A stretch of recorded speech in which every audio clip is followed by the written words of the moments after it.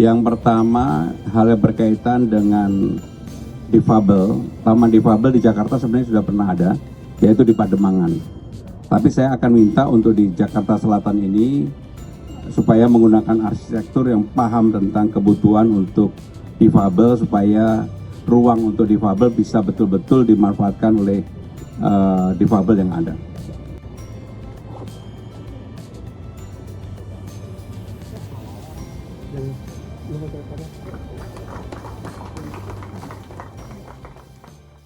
Emiten sektor energi PT Buma International Group Tbk bersiap melakukan intervensi pasar. Berdasarkan keterbukaan informasi, Bursa Efek Indonesia Perseroan mengumumkan rencana buyback hingga 320.769.300 saham.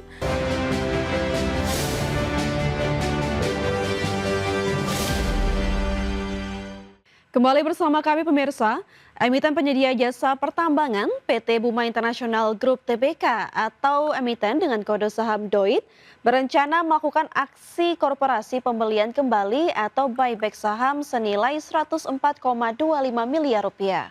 Aksi ini dilakukan sebagai bentuk optimalisasi modal di tengah tren koreksi harga saham perseroan dalam beberapa waktu terakhir. Emiten sektor energi PT Buma International Group Tbk bersiap melakukan intervensi pasar.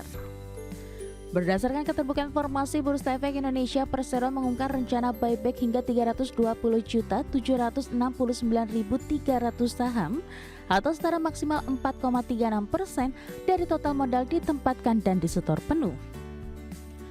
Manajemen mengalokasikan dana segar mencapai 104,25 miliar rupiah untuk merealisasikan transaksi yang ditargetkan rampung selambat-lambatnya pada 24 Juni 2027 mendatang. Guna melancarkan langkah tersebut, Perseroan akan meminta restu pemegang saham dalam rapat umum pemegang saham luar biasa atau RUPSLB pada 24 Juni 2026.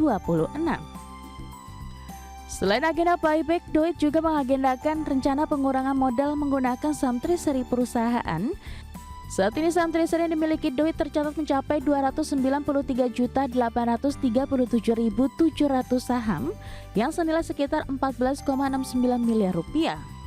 Manajemen optimistis aksi korporasi ini tidak akan mengganggu likuiditas maupun aktivitas operasional perseroan karena didukung oleh arus kas yang kuat.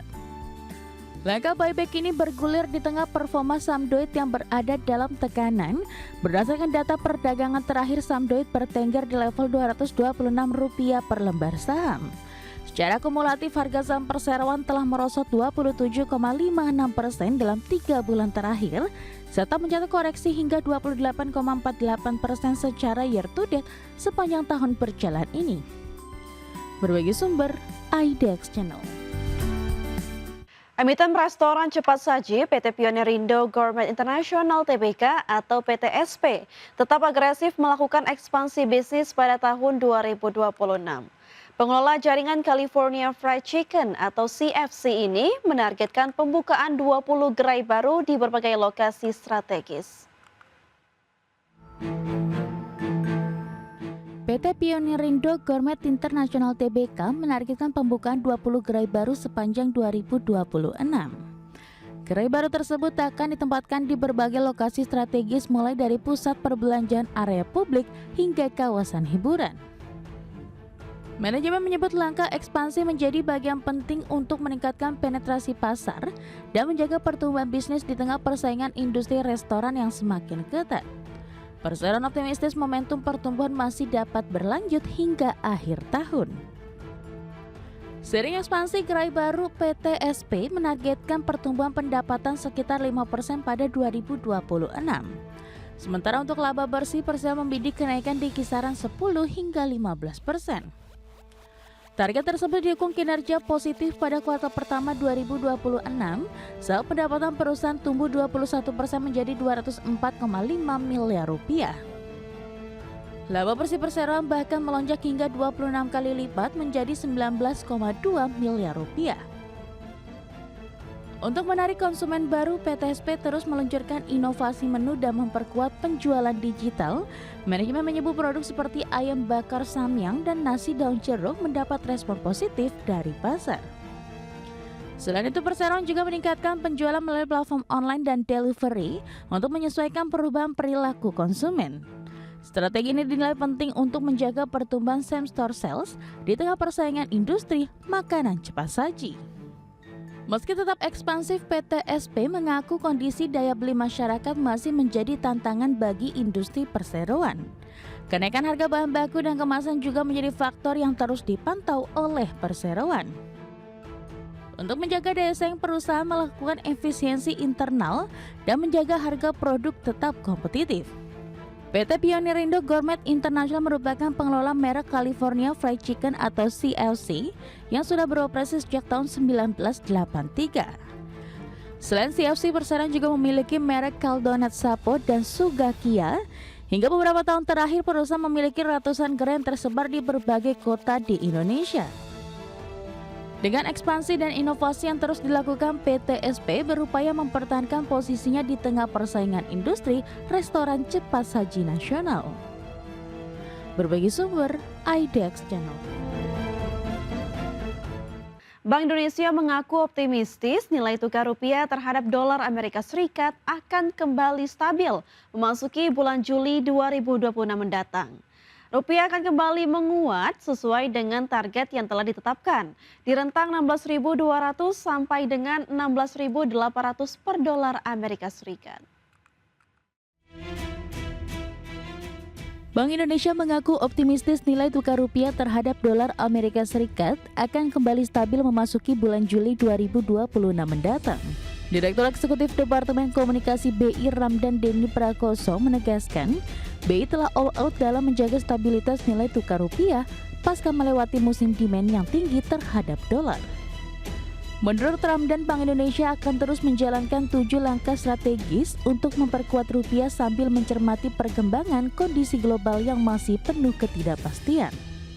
Ramdan optimistis rupiah akan kembali menguat sesuai dengan target yang telah ditetapkan, yakni di rentang 16.200 sampai dengan 16.800 per dolar Amerika Serikat. BI masih optimis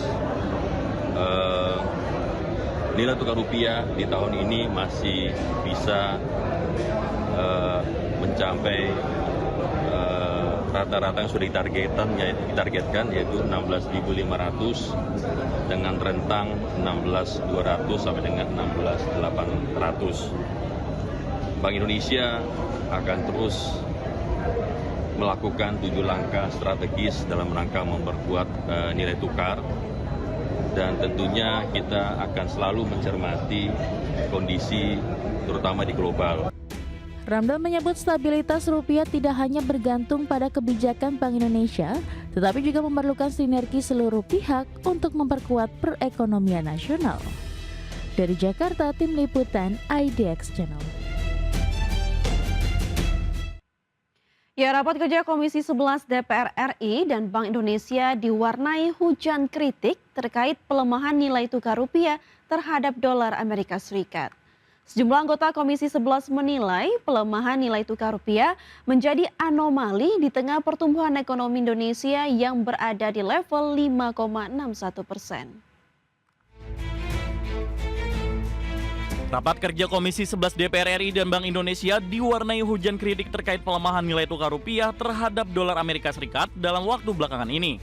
Anggota Komisi 11 DPR RI dari fraksi PAN, Primus Yustisio, menilai kondisi pelemahan rupiah saat ini yang menyentuh level 17.600 per dolar Amerika menjadi anomali di tengah pertumbuhan ekonomi Indonesia yang masih berada di level 5,61%. Primus bahkan meminta Gubernur BI Peri Warjio untuk mengundurkan diri sebagai bentuk tanggung jawab karena tidak mampu menjalankan tugas dengan baik. Pertumbuhan ekonomi kita 5,61%. Tetapi nilai tukar rupiah kita jeblok. Bahkan sekarang ada di level rekor terendahnya terhadap dolar. Apa yang terjadi saat ini, menurut saya pribadi, Bank Indonesia saat ini sudah menghilangkan trust. Bank Indonesia sudah menyampingkan kredibilitasnya. Sementara itu, anggota Komisi 11 DPR RI dari fraksi PDI Perjuangan Haris Turino mempertanyakan efektivitas seluruh instrumen yang telah dikerahkan oleh BI karena nilai tukar rupiah tetap melanjutkan pelemahan. Menurut Haris, situasi ini tidak hanya dipengaruhi oleh tekanan global, melainkan juga dipicu oleh persoalan dari dalam negeri. Beberapa faktor domestik seperti masalah fiskal, defisit transaksi berjalan, arus modal keluar, hingga penurunan kepercayaan pelaku pasar terhadap perekonomian nasional juga ikut mempengaruhi pelemahan nilai tukar rupiah. Akui tekanan global sangat besar. Tetapi harus diakui juga bahwa ada masalah serius di domestik, Pak.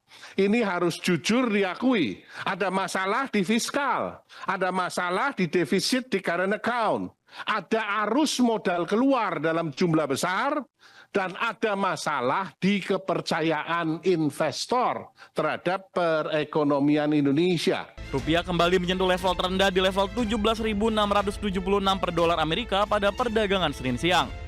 Rupiah tercatat melemah 80 poin atau 0,45% dibandingkan penutupan sebelumnya. Pelemahan ini juga memperdalam tekanan rupiah setelah pada awal perdagangan Senin, rupiah dibuka melemah 33 poin ke level 17.630 per dolar Amerika Serikat. Jakarta, Tim Liputan IDX Channel.